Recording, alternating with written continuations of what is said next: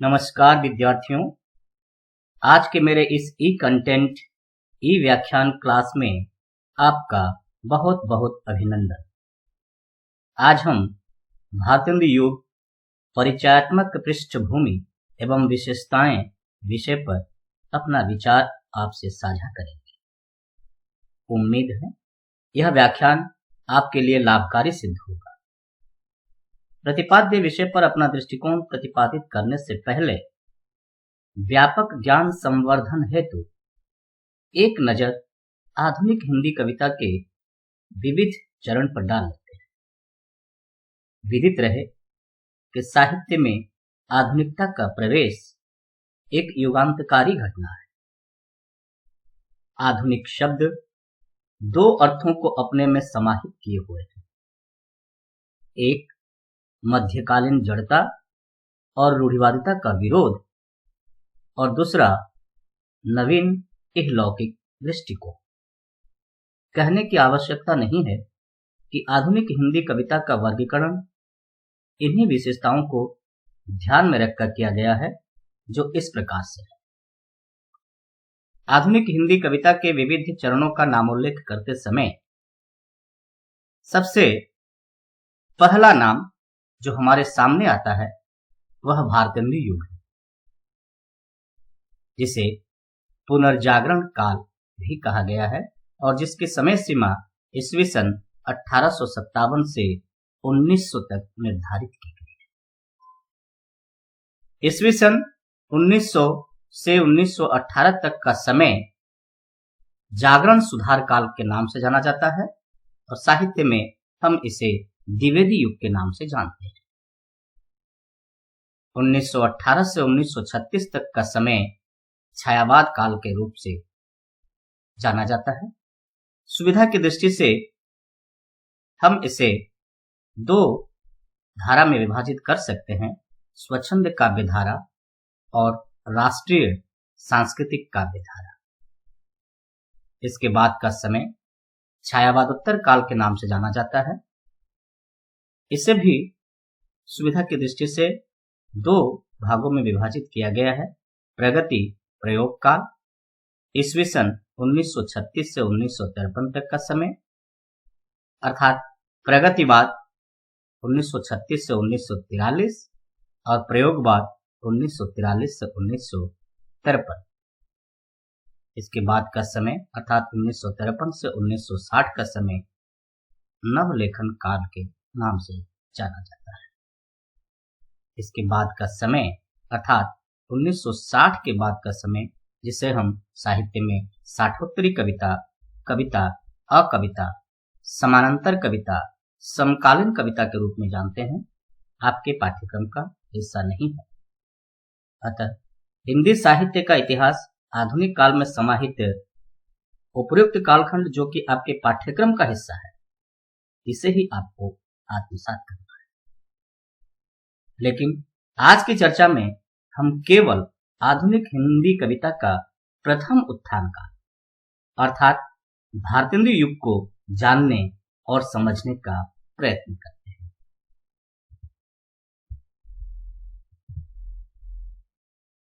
भारतेंदु युग जो आधुनिक हिंदी कविता का प्रथम उत्थान काल है और जिसे जागरण काल, पुनर्जागरण काल, नवजागरण काल आदि नामों से भी जाना जाता है, हिंदी कविता के लिए नवीन जागरण और नवीन उन्मेष का समय है। इससे पूर्व का काव्य अर्थात रीति काव्य का क्षेत्र संकुचित था। वाग्धारा बंद नालियों से प्रवाहित हो रही थी, जिसका कोई सामाजिक आधार नहीं था, जन सामान्य से जुड़ाव नहीं था। आचार्य रामचंद्र शुक्ल की इस मान्यता के पीछे तर्क यह है कि संकुचित दृष्टिकोण के कारण ही रीति काव्य का सामाजिक आधार भी संकुचित था। कविता का विषय नायिका भेद और रीति ग्रंथों तक सीमित था। रीति कवि नर और नारियों को केवल नायक और नायिका के रूप में ही देखते थे। इससे अधिक देखने और जानने की इच्छा उन्हें नहीं थी। उनके लिए भगवान कृष्ण से लेकर भिखारी तक सभी नायक थे और राधा से लेकर धोबिन तक प्रत्येक स्त्री नायिका थी। उन्हें केवल प्रेमी और प्रेमिकाओं की चंचल आंख मिचौनी और नायक नायिकाओं के हाव भाव ही याद रहे हैं। युग सत्य या युग धर्म उनकी नजरों से ओझल ही रहा है। साहित्य का जन समूह से जुड़ाव भारतेंदु युग में आकर होता है, जब उसे जन समूह के हृदय का विकास घोषित किया जाता है। इस युग में साहित्य में एक नई चेतना आती है, जागरूक लेखकों का उदय होता है, गुलामी का एहसास होता है और उससे मुक्ति की आकांक्षा साहित्य में अभिव्यक्त होती है।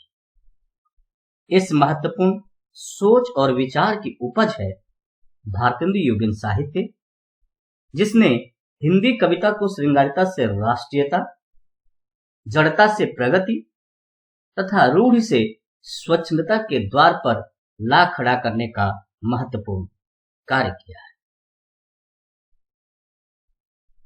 युग के महत्वपूर्ण एवं प्रतिनिधि साहित्यकारों में जिन साहित्यकारों का योगदान रहा है, उनके नाम कुछ इस तरह से हैं।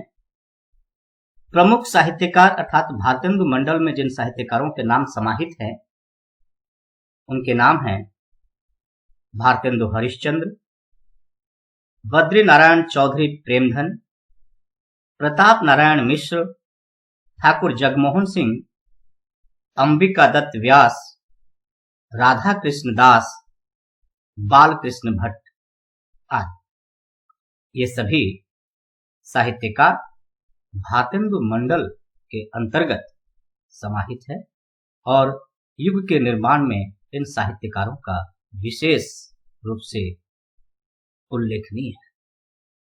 अन्य साहित्यकारों में जिन साहित्यकारों का नाम लिया जाता है, वे हैं राजा शिव प्रसाद सितारे हिंद, राजा लक्ष्मण सिंह, श्रद्धाराम फुल्लेरी, लाला श्रीनिवास दास।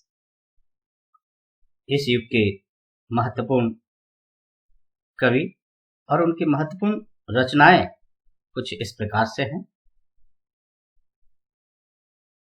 भारतेंदु हरिश्चंद्र के द्वारा लिखित महत्वपूर्ण कविताएं प्रेम मालिका, प्रेम सरोवर, प्रेम फुलवारी, वर्षा बिंदु। बद्री नारायण चौधरी प्रेमधन ने जीर्ण जनपद, आनंद अरुणोदय, वर्षा बिंदु, लालित्य लहरी नामक कविता की रचना की है। प्रताप नारायण मिश्र की महत्वपूर्ण रचनाएं हैं प्रेम पुष्पावली, मन की लहर, श्रृंगार विलाप। ठाकुर जगमोहन सिंह के द्वारा लिखित महत्वपूर्ण रचनाएं हैं प्रेम संपत्ति लता, श्यामा लता, श्यामा सरोजनी, ऋतु संहार। अंबिका दत्त व्यास द्वारा रचित कविताएं हैं पावस पचासा, सुकवि सतसई, हो होई। और राधा कृष्ण दास के द्वारा लिखित काव्य संग्रह कंसबद्ध, भारत 12 मासा, देश दशा विशेष रूप से उल्लेखनीय है और युगीन रचनाओं में इनका महत्वपूर्ण योगदान। भारतेंदु युगीन साहित्यिक विशेषताओं को आत्मसात करते समय हमें इस युग के गद्य साहित्य को भी सामने रखना होगा, क्योंकि भारतेंदु युग में गद्य साहित्य की सर्वांगीण उन्नति हुई है, जिसे हम कभी भी भुला नहीं सकते हैं। अतः संक्षेप में भारतेंदु युगीन गद्य साहित्य को भी जान लेना हमारे लिए आवश्यक है। भारतेंदु युगीन गद्य साहित्य के अंतर्गत सबसे पहला नाम जो आता है हमारे सामने, वह है नाटक साहित्य। और नाटक साहित्य के अंतर्गत हिंदी का प्रथम नाटक आनंद रघुनंदन को कहा जाता है और इसके लेखक है महाराज विश्वनाथ सिंह। गोपाल चंद्र गिरधारी दास ने नहुस नामक नाटक की रचना की है। जानकी मंगल नाटक की रचना शीतला प्रसाद त्रिपाठी के द्वारा की गई है और इस युग के प्रमुख नाट्यकार के रूप में जिन्होंने युगीन समस्याओं को नाटक में उकेरने का महत्वपूर्ण प्रयास किया है वे हैं भारतेंदु हरिश्चंद्र। इन्होंने अनेक नाटकों की रचना की है जिनमें प्रमुख नाटक है अंधेर नगरी, भारत दुर्दशा, वैदिकी हिंसा हिंसा न भवति, भारत जननी, श्री चंद्रावली, प्रेम युग। इस युग के महत्वपूर्ण उपन्यासों में हिंदी के प्रथम मौलिक उपन्यास परीक्षा गुरु का नाम आता है, जिसे लाला श्रीनिवास दास द्वारा लिखा गया है। इसके बाद भाग्यवती उपन्यास का नाम आता है, यह श्रद्धाराम फुल्लेरी द्वारा रचित है। निस्सहाय हिंदू राधा कृष्ण दास ने लिखा है और देवकी नंदन खत्री के द्वारा लिखा गया उपन्यास चंद्रकांता संतति विशेष रूप से उल्लेखनीय है। भारतेंदु युगीन निबंध साहित्य का हिंदी गद्य साहित्य में महत्वपूर्ण योगदान रहा है। हिंदी गद्य की अन्य विधाओं की भांति निबंध का विकास भी भारतेंदु युग में ही हुआ है और भारतेंदु को हिंदी निबंध का जनक कहा गया है।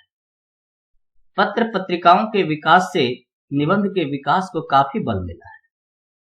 अधिकतर निबंधकार किसी न किसी पत्रिका के संपादन से जुड़े रहे, अतः निबंध रचना में इस युग के निबंधकारों को काफी सफलता मिली है। इस युग के प्रमुख निबंध साहित्य के अंतर्गत निबंधकारों के जो नाम आते हैं, निबंध साहित्य के जो नाम आते हैं, उनके नाम कुछ इस प्रकार से हैं।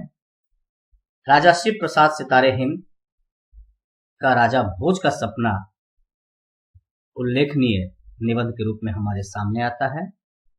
भारतेंदु हरिश्चंद्र द्वारा लिखा गया निबंध दिल्ली दरबार दर्पण, स्वर्ग में विचार सभा, काश्मीर कुसुम, मणिकर्णिका विशेष रूप से उल्लेखनीय है। बद्रीनारायण चौधरी प्रेमधन द्वारा लिखा गया निबंध नेशनल कांग्रेस की दुर्दशा भी विशेष रूप से उल्लेखनीय है और प्रताप नारायण मिश्र का निबंध नवनीत, प्रताप पीयूष परीक्षा तथा बालकृष्ण भट्ट का साहित्य सुमन, काल चक्र का चक्कर साहित्य जन समूह का विकास है, विशेष रूप से उल्लेखनीय है और हिंदी गद्य के निर्माण में इन निबंध साहित्य का विशेष योगदान रहा है। भारतेंदु युगीन पत्र पत्रिकाओं में सबसे पहला नाम जो हमारे सामने आता है वह है उदंत मार्तंड, जिसे हिंदी का प्रथम साप्ताहिक पत्र होने का गौरव प्राप्त है। यह पंडित युगल किशोर द्वारा संपादित है। भारतेंदु हरिश्चंद्र एक सफल पत्रकार के रूप में हमारे सामने आते हैं और इन्होंने कवि वचन सुधा, हरिश्चंद्र चंद्रिका, हरिश्चंद्र मैगजीन, बाला बुधनी आदि पत्रिकाओं का संपादन किया है। बद्रीनारायण चौधरी प्रेमधन ने आनंद कादम्बनी तथा नागरी निरद नामक पत्रिका का संपादन किया है। हिंदी प्रदीप इस युग के महत्वपूर्ण पत्रिकाओं में शुमार है, जिसे बालकृष्ण भट्ट द्वारा संपादित किया गया है और ब्राह्मण पत्रिका का संपादन प्रताप नारायण मिश्र ने किया है तथा भारत बंधु पत्रिका का संपादन तोताराम ने किया है। अब हम युगीन साहित्य की विशेषताओं को बिंदुवार समझने का प्रयत्न करते हैं। पहला, युगीन साहित्यिक विशेषताओं में सबसे पहला क्रम कविता को दरबारी संस्कृति से निकालकर जन संस्कृति का वाहक बनाना। यह इस युग के साहित्य की सर्वाधिक महत्वपूर्ण विशेषता है। ऐतिहासिक तथ्य यह है कि 1857 की असफल जनक्रांति के बाद देश की राजनीतिक बागडोर एक नई विदेशी सत्ता अंग्रेजों के हाथों चली गई। सोने की चिड़िया भारत को पदक्रांत करने के लिए अंग्रेज कई मुहिम चलाए, जिनमें से एक है शिक्षण संस्थाओं का विकास। इसके पीछे उद्देश्य यह रहा है कि इन शिक्षण संस्थाओं के माध्यम से अंग्रेजी भाषा और साहित्य को महान बताकर भारत की गौरवशाली सांस्कृतिक विरासत को खोखला और दकियानुसी करार देना और उनमें हीन भावना उत्पन्न करना।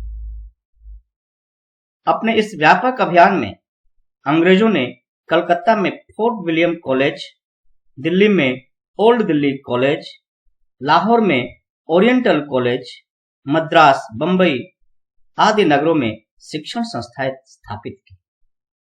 इन प्रयत्नों का परिणाम यह हुआ कि भारतीयों में एक नवीन चेतना का संचरण हुआ।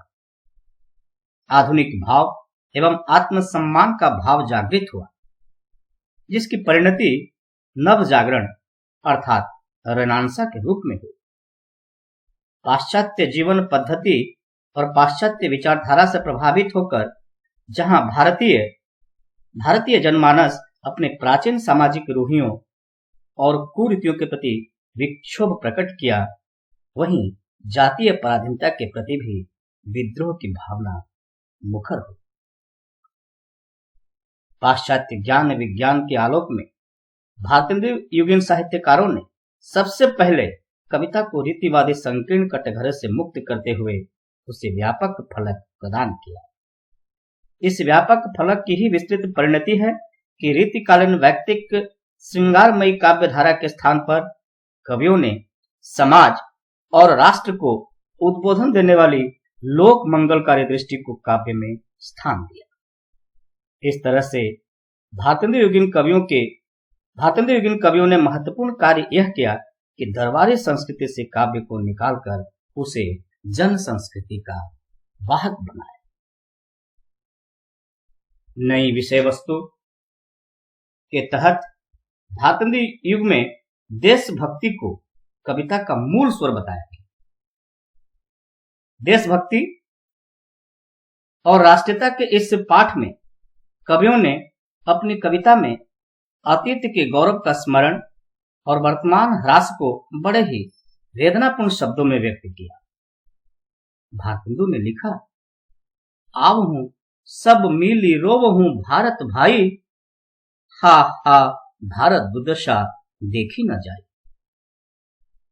भारतीय युगीन साहित्य की महत्वपूर्ण प्रवृत्ति इन्हीं रुदन के कारण की खोज है, और कारणों की खोज करते हुए भारतीय युगीन साहित्यकार इस निष्कर्ष पर पहुंचते हैं कि अंग्रेज शासन का आर्थिक शोषण ही इस रुदन का मुख्य कारण है, और इस रुदन से छुटकारा तभी संभव है जब आर्थिक शोषण के इस तंत्र को तोड़ते हुए स्वतंत्र हो सके।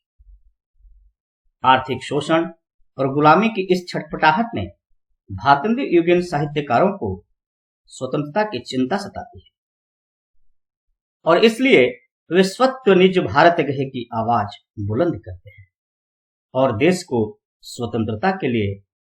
स्वतंत्रता के लिए संघर्षरत दिखाई देते हैं। डॉक्टर नामवर सिंह ने भारतीय युग के इस स्वत्व की लड़ाई को अस्मिता की लड़ाई माना है और इसे राजनीतिक स्वाधीनता की पहली शर्त बताया है।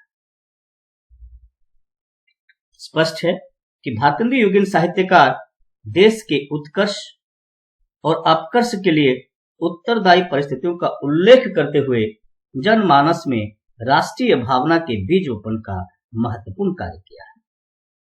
ऐसा करते समय विदेशी शासन की शोषण नीति का, मुख्यतः आर्थिक शोषण नीति का वे विरोध करते हुए नजर आते हैं।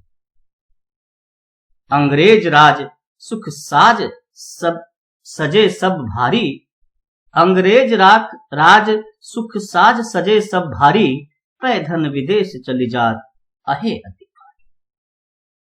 अंग्रेजों की शोषण नीति का भारतेंदु द्वारा प्रत्यक्ष उल्लेख इस भावना की चरम परिणति है। भारतेंदु लिखते, भीतर भीतर सब रस चूसे, हंसी हंसी के तन मन भूसे, जाहिर वतन में अति तेज, क्यों सखी सज्जन नहीं अंग्रेज। जाहिर है जनता को राजनीतिक रूप से जागृत कर उनमें राष्ट्रीयता का भाव भरना युगीन साहित्यकारों का प्रमुख ध्येय रहा है। लेकिन प्रत्यक्ष रूप में विदेशी शासन की शासन नीति एवं शोषण नीति का विरोध तात्कालीन समय में संभव नहीं था। अतः साहित्यकारों ने व्यंग्य की धार को अमोघ अस्त्र के रूप में प्रयोग करते हुए जनता में राजनीतिक चेतना को जागृत कराने का महत्वपूर्ण कार्य किया है। भारतेंदु युगीन साहित्य की राष्ट्रीय चेतना पर विचार करते समय उनके राष्ट्रीय चिंतन धारा के दो पक्ष हमारे सामने आते हैं। एक राजभक्ति और राष्ट्रभक्ति अर्थात देशभक्ति। यह द्वंद्व भारतेंदु युगीन समस्त साहित्यकारों में दिखाई देता है। आरंभिक रचनाओं में राजभक्ति की तरफ झुकाव अधिक रहा है, परंतु बाद में देशभक्ति का पक्ष क्रमशः प्रबल होता चला जाता है। कारण यह है कि 1857 के प्रथम स्वतंत्रता संग्राम के बाद भारत का शासन कंपनी के हाथ से निकलकर महारानी विक्टोरिया के हाथों में चला आता है। अपने घोषणा पत्र में महारानी ने जो मधुर आश्वासन दिया था, उन्हें देखकर लेखकों का उस तरफ झुकना स्वाभाविक ही था। लेकिन जैसे जैसे उससे मोहभंग होता गया, लेखकगण खुलकर अपने अधिकारों की मांग करने लगे। भारतेंदु युगीन साहित्य पुरातन और नवीन के संधि काल पर स्थित होने से इस युग की महत्वपूर्ण साहित्यिक विशेषता प्राचीन और नवीनता का समन्वय है। प्राचीन से नवीन के संक्रमण काल में भारतेंदु हरिश्चंद्र भारतवासियों की नवोदित आकांक्षाओं और राष्ट्रीयता के प्रतीक के रूप में हमारे सामने आते हैं और राजनीति के साथ साथ धार्मिक, सामाजिक एवं साहित्यिक क्षेत्र में नूतन चेतना जगाने का प्रयत्न करते हैं। इस क्रम में अनेक सामाजिक रूढ़ियों तथा अंधविश्वासों पर वे करारा व्यंग करते हैं। तत्कालीन सुधारवादी आंदोलन, ब्रह्म समाज और आर्य समाज से प्रेरणा प्राप्त कर भारतेंदु युगीन साहित्यकार सामाजिक रूढ़ियों यथा बाल विवाह का विरोध, विधवा विवाह का समर्थन, स्त्री शिक्षा का अनुमोदन, जाति प्रथा का विरोध करते हैं और एक नई चेतना जगाने का प्रयत्न करते हैं। इस तरह स्वदेशी आंदोलन से लेकर समाज सुधार तक साहित्यकारों की दृष्टि जाती है। नवीन चेतना की यह लहर काव्य की विषय वस्तु तक सीमित न रहकर काव्य कौशल की भंगिमा को भी स्पर्श किया है, जिससे भाषा, काव्य रूप, छंद, शैली आदि में भी क्रांतिकारी परिवर्तन दिखाई देता है। अब तक कविता दरबारी वातावरण में लिखी जाने के कारण जनता से दूर थी। इसके पीछे कारण यह है कि जनता के लिए जनता की भाषा में कविता लिखना न तो भौतिक दृष्टि से लाभकर था और न लोकप्रिय होने का साधन।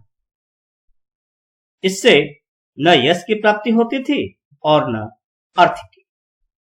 परंतु नवजागरण काल में कवियों का ध्यान देश, समाज और जन सामान्य की ओर गया।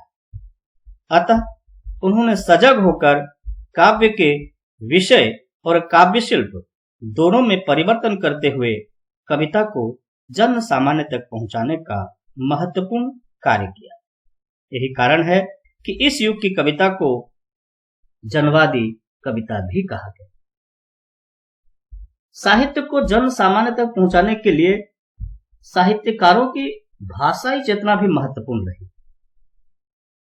हिंदी के प्रति अनुपम अनुराग इस युग की प्रमुख विशेषता है।